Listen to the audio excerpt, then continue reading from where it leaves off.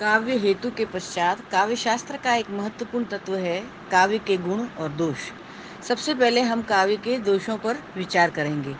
संसार में किसी भी वस्तु का सर्वथा निर्दोष होना बहुत बड़ी बात है, पर ऐसा होना केवल कठिन ही नहीं, प्राय असंभव हुआ करता है। फिर भी श्रेष्ठ कहे जाने वाले व्यक्तियों एवं काव्यों में गुणों का उत्कर्ष कुछ इस सीमा तक हुआ करता है कि दोष उनकी छाया में उसी प्रकार ढक जाया करते हैं जैसे चांद की चांदनी में तारों का प्रकाश। यह मान्यता कविवर कालिदास की है। इसी दृष्टि से गुणवान व्यक्ति एवं गुण संयत काव्य प्राय सर्वथा निर्दोष लगा करते हैं। फिर भी जब हम छिद्रान्वेषण की प्रवृत्ति से काम लेते हैं तो श्रेष्ठ व्यक्तियों और श्रेष्ठ काव्यों दोनों के कुछ न कुछ दोष हमारे सामने आ ही जाया करते हैं। उन्हीं को काव्य शास्त्रियों ने काव्य दोष कहा है।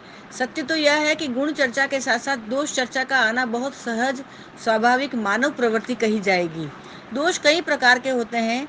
कुछ शारीरिक दोष हुआ करते हैं, जैसे मानव जीवन में किसी अंग से रहित या विकृत होना शारीरिक दोष है।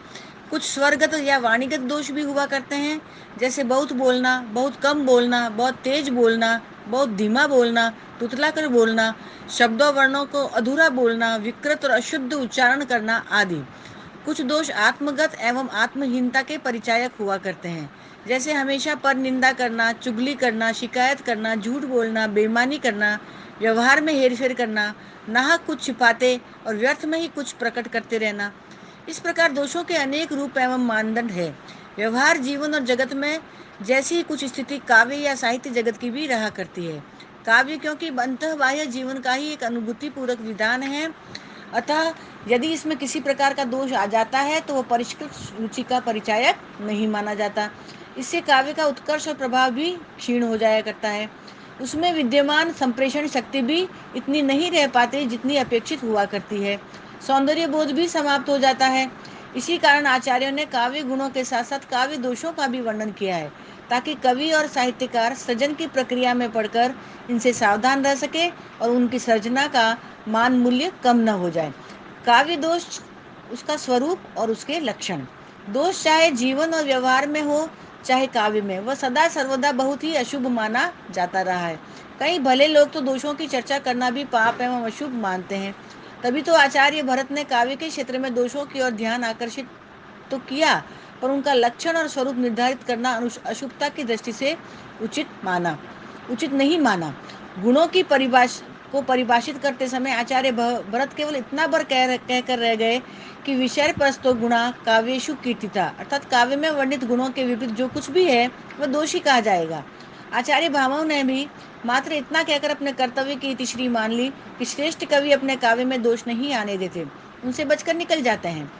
काव्यादर्श के रचयिता आचार्य दंडी ने काव्यों की निर्दोषता पर बल देते हुए गुणों की चर्चा में ही दोषों की चर्चा करते हुए केवल इतना ही कहा, महान निर्दोषिता गुणा, अर्थात निर्दोष होना काव्य का एक महान गुण है। इस प्रकार लगता है कि सभी आचार्य अशुभ की परिकल्पना से दोषों के स्वरूप और लक्षण बताने से बचते रहे, किंतु आगे चलकर काव्यालंकार सूत्र के प्रणेता आचार्य वामन ने अपने विवेचन में अवश्य ही काव्य दोष को परिभाषित करने का कुछ प्रयत्न किया। उनके अनुसार गुण विपर्य मानो दोषः, अर्थात गुण विपर्य स्वरूपवान होना काव्य का दोष है। पर इतना कहने मात्र से ही काव्य दोष का स्वरूप स्पष्ट नहीं हो जाता। इससे मात्र इतना ही ध्वनित होता है कि दोष काव्य के आत्मा या अनुभूति पक्ष पर प्रहार करने वाले हुआ करते हैं, अतः उसके आश्रित शब्द अर्थ भी दोषपूर्ण हो जाया करते हैं। आचार्य मम्मट ने अपने काव्य प्रकाश में रस की दृष्टि से दोषों का विवेचन करते हुए कहा है, मुख्यार्थ हत्ति दोषो रसस्य मुख्यस्तादाश्रय द्वाश्च उभयोपयोपग्नः स्युः शब्द्याद्यास्तेन तेजस्वी सह, अर्थात मुख्यात तात्पर्य रसास्वाद में बाधक तत्व ही काव्य में दोष के नाम से अभिहित किए जाते हैं। आचार्य विश्वनाथ कुछ इस प्रकार कहते हैं कि दोषास्तस्कास्पकर्षकाः, अर्थात रस का अपकर्ष करने वाले दोष होते हैं। अग्नि पुराणकार ने काव्य दोषों की चर्चा करते हुए कहा है, उद्वेग जन को दोष, अर्थात काव्य स्वादन में उद्वेग की स्थिति उत्पन्न करने वाले तत्व दोष कहे जाते हैं। इस प्रकार इन आचार्यों का दोष विवेचन प्राय रस के आश्रित है।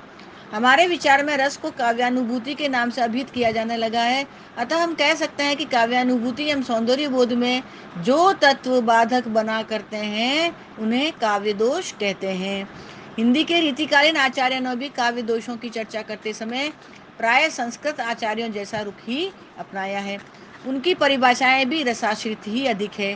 काव्य सरोज के रचिता श्रीपति का मंतव्य द्रष्टव्य है कि उन्होंने अच्छी कविता के नाशक पदार्थों को दोष मानते हुए अपना मंतव्य व्यक्त किया है। जैसे जा पदार्थ के दोष ते आछे कवित नसाय, दूषण ताशो कहत है श्रीपति पंडित राय। इस कथन की व्याख्या करने की मैं आवश्यकता नहीं समझती, मंतव्य स्पष्ट है। इसी प्रकार के मंतव्य रीतिकालीन अन्य आचार्यों ने भी अभिव्यक्त किए हैं। सभी ने रस के साथ शब्द अर्थ के संदर्भों और आलोक में ही काव्य दोष की परिभाषा एवं चर्चा की है। इन मतों के सार तत्व के रूप में डॉक्टर ओम प्रकाश शर्मा के काव्यालोचन में काव्य दोष को जिस तरीके से परिभाषित किया है वह है कि काव्य के आनंद का विघातक तत्व दोष है। काव्य का आनंद वास्तव में अनुभूति और उसके सौंदर्य का प्रकाश ही होता है। अतः हम कह सकते हैं कि जिन तत्वों के द्वारा काव्यानुभूति और सौंदर्य प्रकाश में बाधा पड़ती है वे काव्य के दोष है। सारांश में यह स्पष्ट कर सकते हैं कि काव्य दोषों के मुख्यतः 3 रूप हो जाते हैं।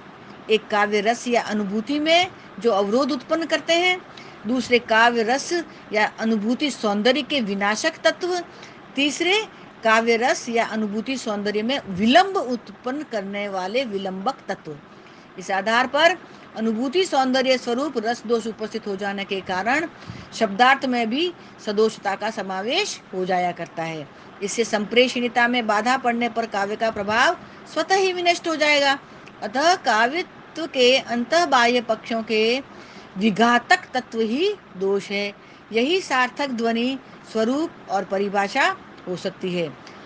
आगे हम काव्य के दोषों का वर्गीकरण करेंगे, क्योंकि काव्य के दोषों का जब हम वर्गीकरण करते हैं ना, तो आचार्य वामन ने 4 दोष स्वीकार किए, पद दोष, पदार्थ दोष, वाक्य दोष, वाक्यार्थ दोष। इसके विपरीत उन्होंने 3 दोष और माने हैं, शब्द दोष, अर्थ दोष और रस दोष। तो हमें उन्हें इसी रूप में स्वीकार करना होगा।